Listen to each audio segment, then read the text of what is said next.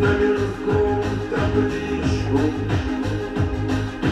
накрывает, накрывает снегом.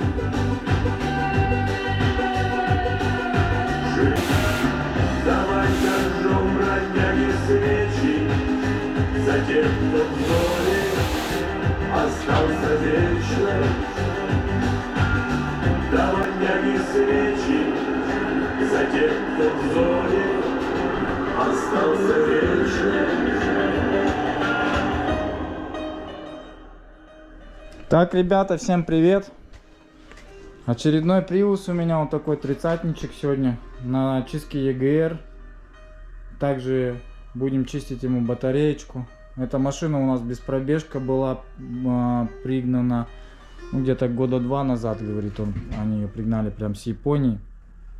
2 года ездили, ничего вообще не делали. Здесь даже антифриз залить минус 20 градусов. Вот. Ну, я говорю, как ты ездишь на минус 20 градусов? Он говорит, ну, машина практически стоит в тепле, в гараже не ездит зимой вообще. Вот. Такой вот Prius у меня интересный сегодня. Машинка простенькая. Год, по-моему, что-то не понял, то ли 12-й, по-моему, то ли 13-й, 12-й, по-моему, год. Такая хорошенькая тачка. Аккуратная. Видно, что она вот как с Японии пришла, люди совсем мало на ней ездят просто. Просто берегут тачку, видать, или что, я не знаю, может не нужно ездить много. Всяко бывает. Здесь тоже руки никакие не залазили. Видно, что все чистенько, как вот японец, видать, как отдал машину свою, такие, в принципе, как бы я отдал. Так они ее и купили с аукциона. Вообще машинка простая, но очень такая хорошенькая прям. В таком состоянии, прям в четком прям. Ну ладно, что, сейчас я посмотрю батарейки. Батарейки, контакты у нее должны быть грязные, по сути. Вот. Ну и все.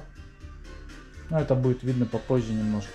Также, ребята, хочу сказать вам, появились у меня вот такие в продаже лампочки фирмы High Vision. Я буду их теперь возить на все гибридные автомобили. Фирма очень четкая. На них гарантия 12 месяцев. Цоколя очень такие у них крепкие. Ну, в общем, я себе в субсидо поставил, вообще не жалею. Есть разные у них лампочки. Вот такой вот блок питания или что это, я не знаю, переходник какой-то, короче. Цоколя разные, на все есть. Это у нас H11, по-моему, цоколь. В общем, также займусь я скоро, ну как не скоро, даже уже сейчас могу поставить кому-нибудь сигнализацию Пандору. Мне нужен как бы клиент, кому я бы сигу поставил. Хочу попробовать себя в этом направлении. Ну и также будут у нас в продаже скоро сигналки. Сейчас закажу первую партию сигнализаций. Вот. Человек приезжал ко мне, техник. Я у него немножко подобучился. Ну, в общем, буду себя в этом направлении, наверное, находить опять то же самое. Мне очень интересно вообще заниматься всем новым чем-то, на новом направлении. У нас в Якутске здесь Пандора не очень развита. Все ставят Starline, но я так понял, у нас есть ребята, которые Пандорами занимаются. Ну, тоже попробую как бы с ними вместе. Так сказать, составить им немножко конкуренции, что ли. Ну, хотя, в принципе, им не конкурент, потому что кто давно этими сигами занимается, тот давно занимается. Но чем черт не шутит, мы тоже научимся. И когда-нибудь мы станем тоже профессионалами в этом направлении. А так, первую машинку я бы взял бы в работу, типа вот такой вот Prius 30-го с удовольствием. Ну, либо Honda какую-нибудь бы взял бы в работу. Настроил бы сигнализацию и подключил бы. Ставьте лайк, ребят. Ну, кстати, клапан EGR на этом автомобиле не сильно грязный, конечно. Но так уже забитый, да. Вот столько грязи оттуда высыпется. Вот столько много. Сейчас все это дело у меня помоется. буду замачивать. Да, там тоже грязи хватает. Видно, что все забито. Шток тоже забитый капитально вообще.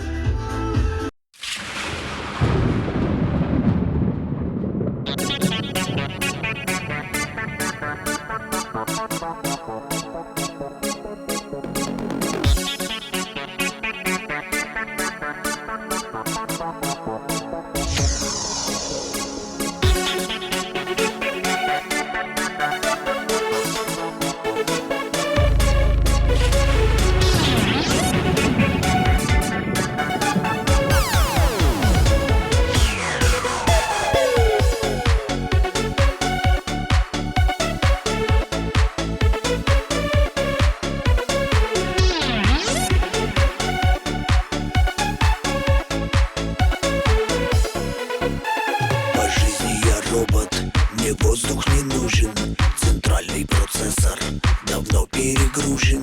Провайдеры мне посылают приветы. Нагрузка большая в сетях интернета. Мне недопустимо мечтать о свободе. Все интерактивно, реальность не в моде. Что если любовь силиконовой будет? Куда вы идете, безумные люди?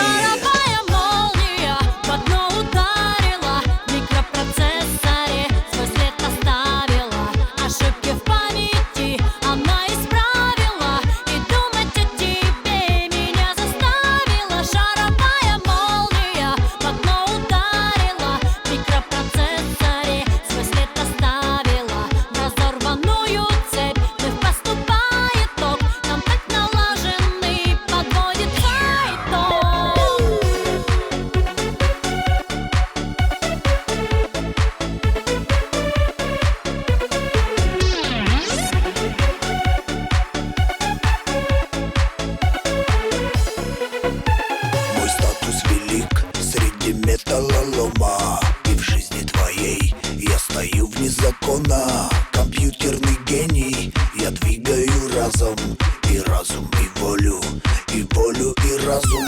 Но кайф человека понять я не в силах. А ты это чувство однажды вкусила. Вкусила запретного плода однажды, и всю свою жизнь умираешь от жажды.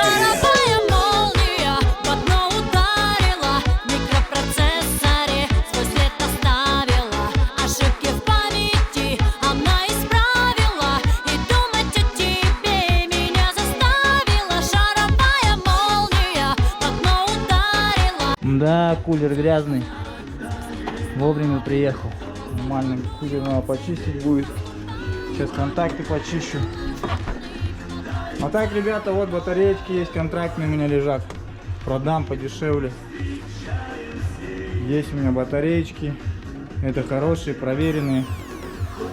Этой батареечки не нужны батареечки, потому что она и так контрактная.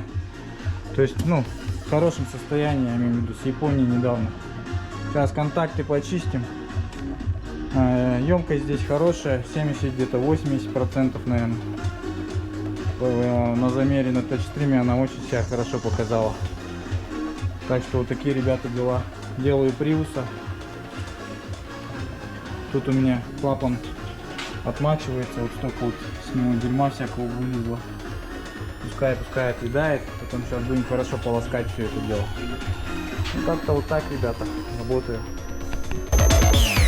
Шаровая молния в окно ударила, в микропроцессоре свой след оставила.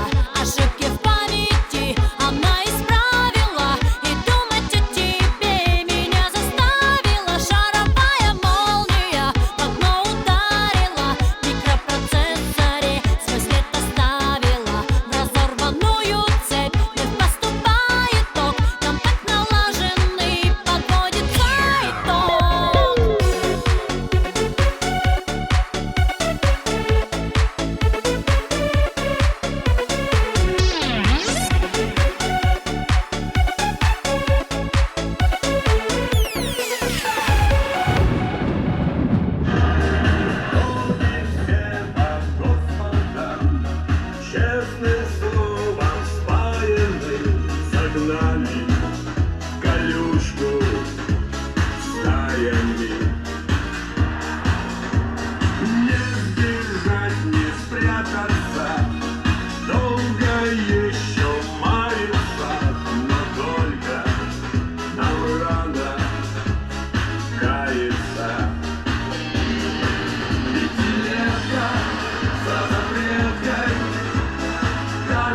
да гитара, сигаретка под жилеткой, крепостные нары, пятилетка за запреткой, карты да гитара, сигаретка под жилеткой. Не от винта.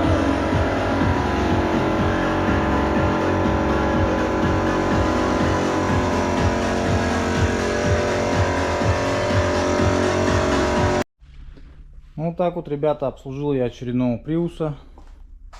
Почистил EGR систему, батареечку от пыли продул. Кулер был грязный, кулер разбирал, чистил.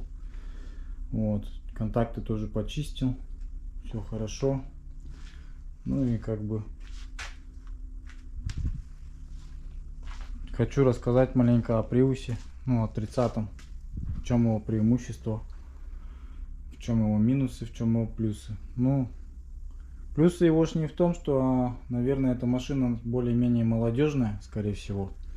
Вот. Ну и также она применяется, ну, в принципе, водитель может быть вообще любой.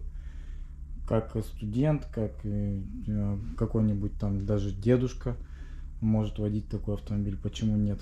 Вот. Этот автомобиль любят вообще все. Любят таксисты, любят, я не знаю, доставщики. Он как бы идет, подходит под каждого, под задачи любого человека, потому что у него есть лифтбэк, вот такой вот, это багажник у него, вместительный очень, лифтбэк называется. Ну, сейчас открою, не открою, не знаю, попробую. Надо багажник обучить, просто надо.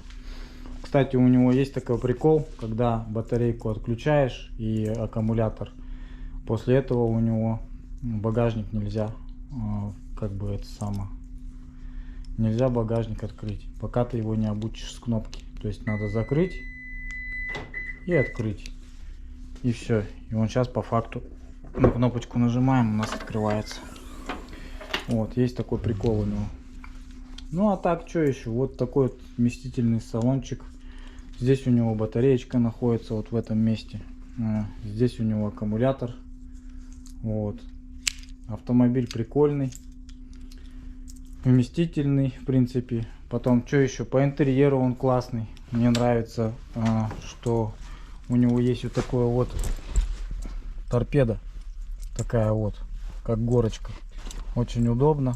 Рычаг его мне вот этот нравится очень. То есть переключение селектор. Он у него электронный, он у него уже не как на Акве. Лесенка это получается механическая. У него полностью электронная. У него здесь вот удобный очень потайной такой вот карманчик. Сюда можно что хочешь сложить. Магнитола всегда идет у него в комплекте такая, ну, японская. Некоторые андроиды втыкают, не проблема тоже. Вот. Также у него табло информативное очень. Вот сейчас он стоит у нас в рейде. Батареечка наполнена. Вот. То есть ты едешь, максимально отдыхаешь. Здесь такая посадка, что просто отдыхаешь.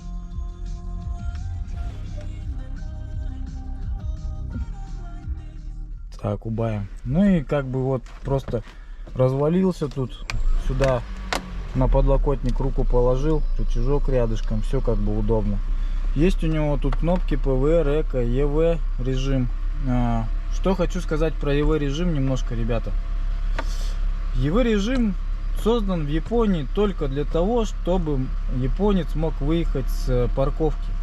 То есть у них есть платные парковки, ну и там вообще как бы свои парковки даже, но у них же с экологией все сложно, и поэтому как бы у них есть такой запрет, чтобы на парковке нельзя заводить свой двигатель. Вот.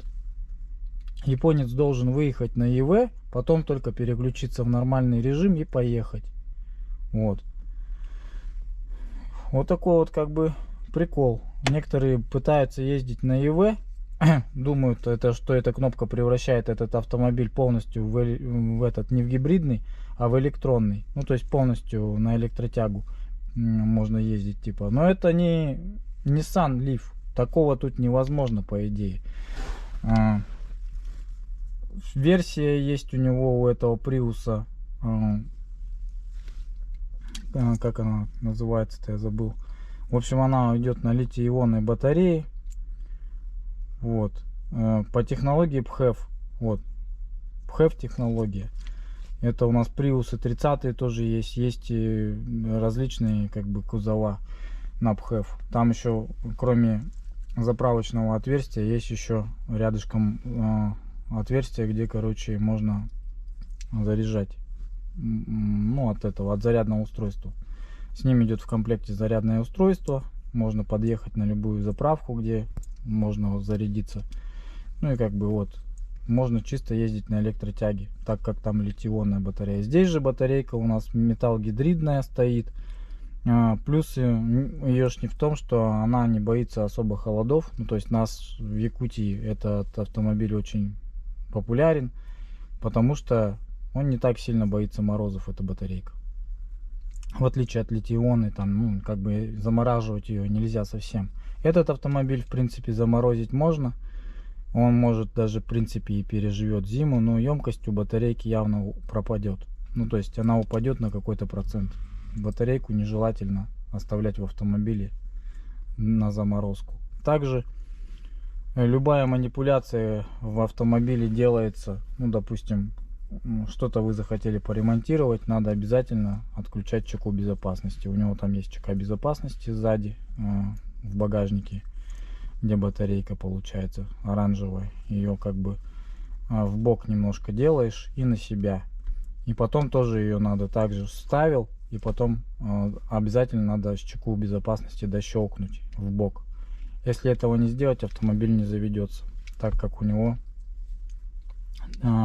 чека безопасности, если ее в бок чуть-чуть отщелкнуть, он отключает иммобилайзер совсем, работу иммобилайзера. У него завязана на ней, на чеке, работа иммобилайзера. Вот это вот очень важный прикол. Кто-то знает, кто-то это не знает. Также у него по интерьеру тут подочечники есть, вот тоже очень удобно. Фонарики есть у него. Здесь у него даже зеркальце есть. Это очень удобно. Не на всех автомобилях японских есть. Даже на лакшери моделях вот такая вот функция. Вот.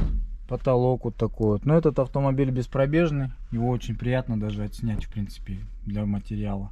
Комплектация у него простейшая. На тряпочке, по-моему, это комплектация. Да, это обычная тряпочка. Сиденья не электронные, обычные. Вот. Мультируль вот есть у него, очень удобный, функциональный. Можно смотреть заряд батареи, как идет, графики показывает, ну и много чего как бы вот.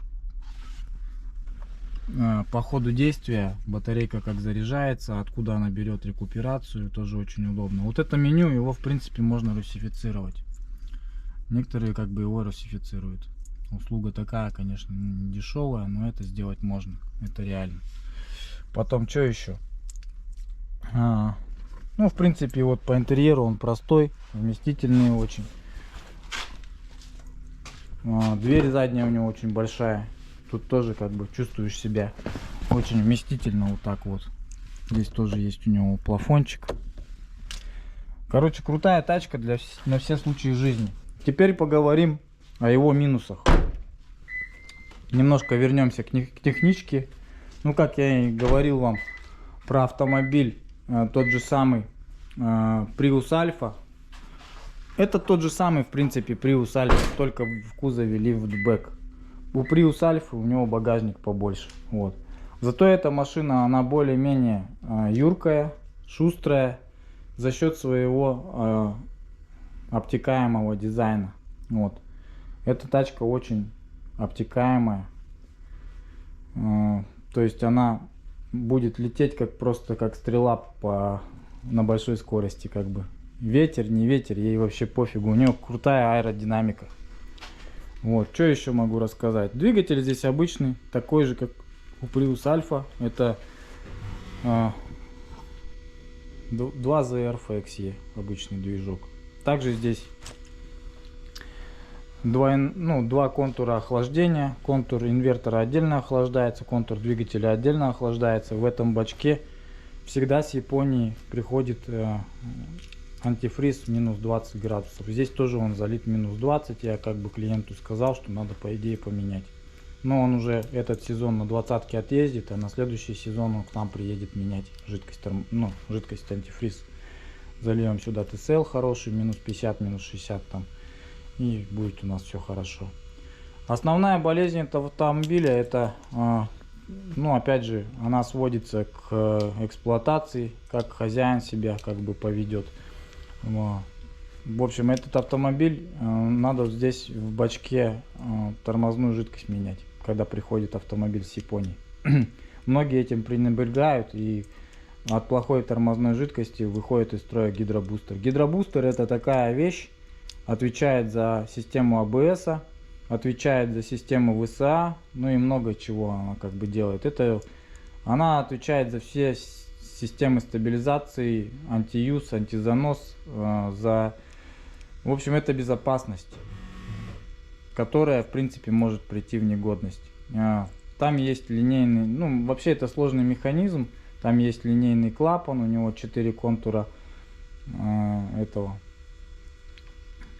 по-моему, 4-контурная система гидравлическая, которая отвечает за тормоза. Ну и как бы прикол такой, что когда тут меняешь колодки, здесь обязательно надо его калибровку делать тачстримом и линейного клапана калибровку. Ну и также надо прокачивать тормозную систему тоже с помощью программы TouchStream. Ну можно и без нее, конечно, если опыт есть, позволяет, можно сделать так. Но как бы лучше TouchStream, если имеется эта программа. Также что могу рассказать еще об этом автомобиле? По техничке я имею в виду. Болезнь у него, батареечка у меня в GoPro-шке, буду снимать на телефон. В общем, система EGR есть у него тоже, которую надо чистить раз в 30 тысяч километров. И также 2ZRFXE, этот двигатель, опять же говорю, что он очень часто так коксуется от плохого масла, от его перекатки. Свыше 5000 километров он перекатывается, быстро начинает коксоваться, от плохого бензина.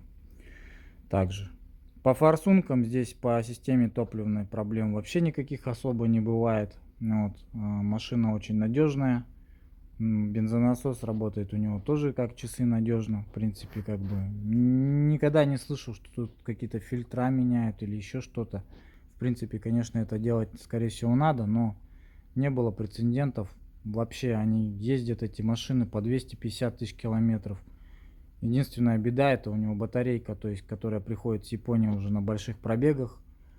Ну там, грубо говоря, 100 тысяч километров пробег автомобиля приходит с Японии. Батарейка у них умирает на 180, на 220 тысячах километрах. Вот примерно так. Ну опять же, кто как ездит, как машина эксплуатировалась. Вот. Чистилась ли батарейка. Ну даже с Японии приходят батарейки в очень таком состоянии пыльном. Кулера грязные. Кулера надо на нем тоже чистить хорошо всегда. Что еще? В принципе, здесь только батарейку надо обслуживать, EGR, двигатель. Основная болезнь у него еще есть демпферный диск. Очень часто бывает, что начинает этот демпфер погремливать, ну греметь. Вот, кстати, есть рисунок, я тут объяснял как-то клиенту, что такое демпферный диск. Демпферный диск — это обычный диск сцепления. Это как на газонах, как на УАЗиках, как везде был такой диск. Ну, это, грубо говоря, Феррадо. А здесь у него в пружинке есть. И эти пружинки постоянно просаживаются. И они начинают со временем греметь. И такой звук на заведенный двигатель бывает у него. Дын-дын-дын, бремчание такое при заводке. Вот. Это у нас двигатель построен по системе Аткинсона. В общем, есть такой ученый был, или кто он там, Аткинсон, он создал этот автомобиль, ну, этот принцип работы поршневой системы. Вот. Прикол этой поршневой системы в том, что они, японцы, сделали этот двигатель, ну, то есть за 3 цикла, как бы за 3 фазы он у нас доходит до верхней мертвой точки. 3 фазы, по-моему, двигатель имеет всего. И вот это вот получается у него поршневая ход поршня получается у него вот, если так вот объяснять, да, в камере сгорания, вот камера сгорания, вот, оно у него доходит до верхней точки до такой состояния, что, в общем, у него вот это вот место, оно очень минимальное место, где очень мало получается смеси горючей образуется. То есть на что это влияет? На экономичность. Там очень мало смеси создается, за который за цикл он ее сжигает, грубо говоря. То есть у автомобиля обычного вот это вот место, оно почти что поршень доходит до сюда, и вот эта вот камера сгорания у него больше. То есть, чтобы заполнить эту камеру сгорания, нужно больше топливно-воздушной смеси. А у Приуса эта камера сгорания намного меньше. И топливно-воздушной смеси там как бы создается мало. И за счет этого он у нас экономит бензин. Это все происходит за счет егошнего хода поршня. То есть он за вот этот каким-то образом он делает как бы цикл. И вот у него вот так вот получается вот такая вот камера сгорания. Ну я так чисто образно вам объяснил на пальцах быстро. Как бы там целое есть видео на ютубе, что такое двигатель Аткинсона и все такое. В общем-то, двигатель очень хороший, тоже надежный. Ходовка у этого двигателя тоже очень крепкая. Это у нас обычная Макферсон. Рычаги у него алюминиевые, ну как бы очень легкие. То есть эту тачку делали с таким большим умом японцы. Они продумали каждый момент, чтобы она экономила бензин. Тут идет уже от каждой детальки от каждой детальки кузова исход, от каждой его линии. То есть кузов был создан до такой степени круто, что он просто экономит бензин своей аэродинамикой. Вот что я хотел сказать. Даже вот эти колпаки, они созданы для того, чтобы делать большую аэродинамику автомобилю. У него сопротивление просто минимальное. За счет этого он как бы плывет, можно сказать, как акула в море. Вот, и этот автомобиль так едет. И за счет этого экономятся большие литры как бы бензина. Батареечка экономит, двигатель немножко экономит за счет своей камеры сгорания, аэродинамика экономит, вес кузова экономит. За счет этого все как бы в сумме он получился очень технологичный и крутой автомобиль. Вот что такое Prius на самом деле. Менять тут фильтра надо частенько, масла, и все будет хорошо. Вот он завелся, работает. Батареечка немножко просела, и он ее как бы завел. Сейчас нагонит батарейку и заглохнет, и будет опять стоять отдыхать. Такие вот дела. Эти свечки надо здесь частенько менять тоже. На пробеге где-то 150 тысяч километров. Это родные, если свечки стоят. А так 1050. Магазинские свечки уже оригинальные, Денсы там, неважно какие, вы будете на них 1050 ездить. На китайских не более 10-20 тысяч они ходят. Как-то вот так вот можно рассказать про этот автомобиль. Все егошние плюсы, минусы, как бы. Ну, на самом деле,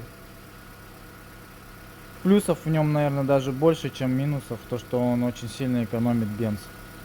Сюда даже втыкают газ, ГБО. Спокойно он переносит это все дело. Он ездит нормально, как бы экономит бензин еще больше. Что хочу сказать по инверторам. Инвертор у них тоже бывает, выходит из строя, но очень редко. Инвертор можно загубить таким образом, что в Якутии, допустим, залить туда тот же самый 20-градусный антифриз и ездить минус 50 на таком антифризе. То есть заливать некачественный антифриз, который забьет этот блок просто. Там внутри идут каналы, как змеевик такие. Тоненькие каналы эти. Они, бывает, забиваются плохим антифризом. Тот же самый антифриз Татачи я бы не стал бы на большой срок заливать. То есть, если ездить на нем, ну, год-два, не более того. Некоторые на нем по 5-6 лет поливают, конечно. Ну, по 5 лет, грубо говоря, да.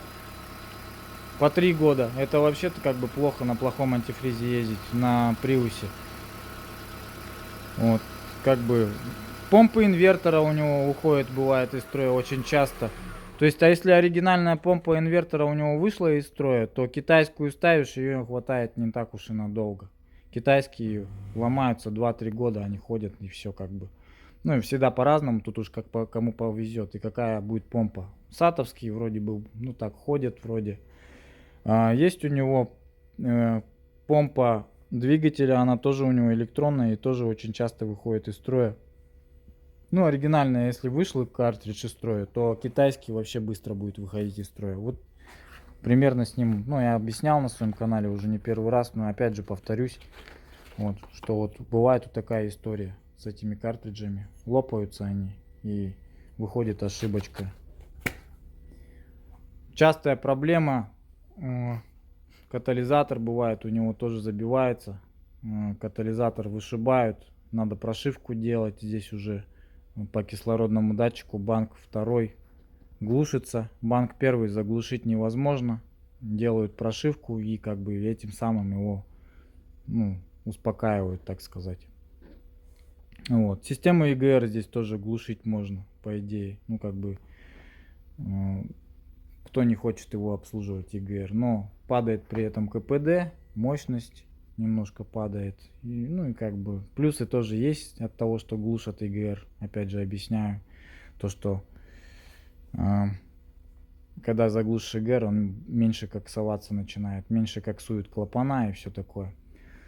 В общем, вот такой вот обзорчик на Prius 30. Кому понравился, ставьте лайк. С вами Гибрид Центр Якутск, а я пошел спать.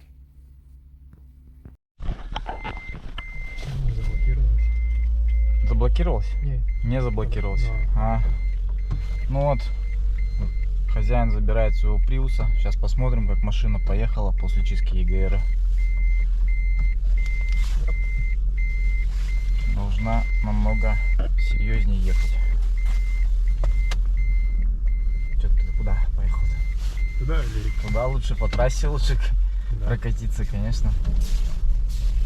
До хуторка прокатись. А ты что, здесь катаешься? Да нет, просто. Тут тупик. Не проедешь.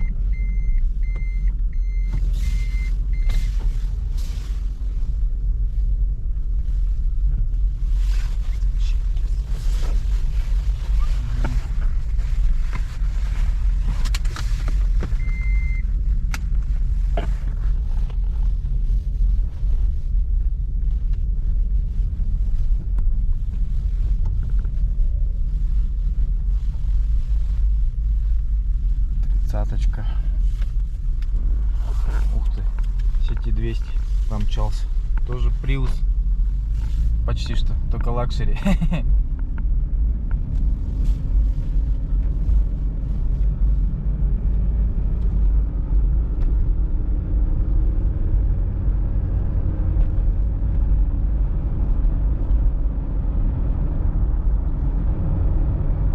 Ну, много.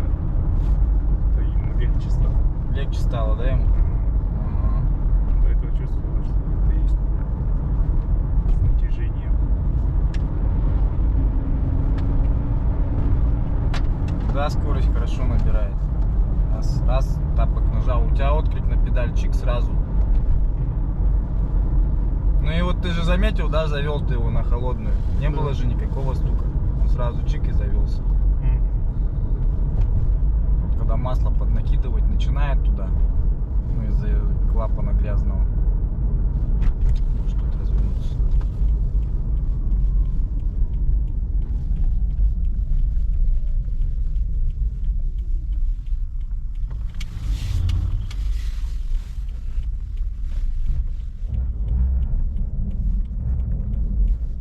Ну, экономия будет значительно сейчас тоже. Экономия будет появиться сейчас немножко.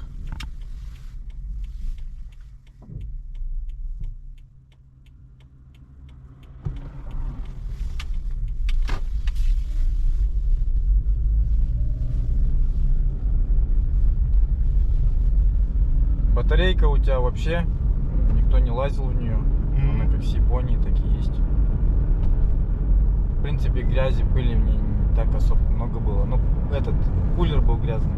А, это тоже почистили, да? Да, кулер был жестко грязный. Он такой слой был на нем. Я его замучился отмывать.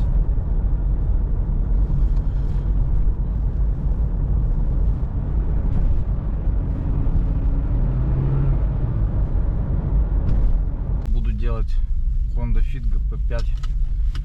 Будем менять все масла, калибровки. Вот Honda приехала.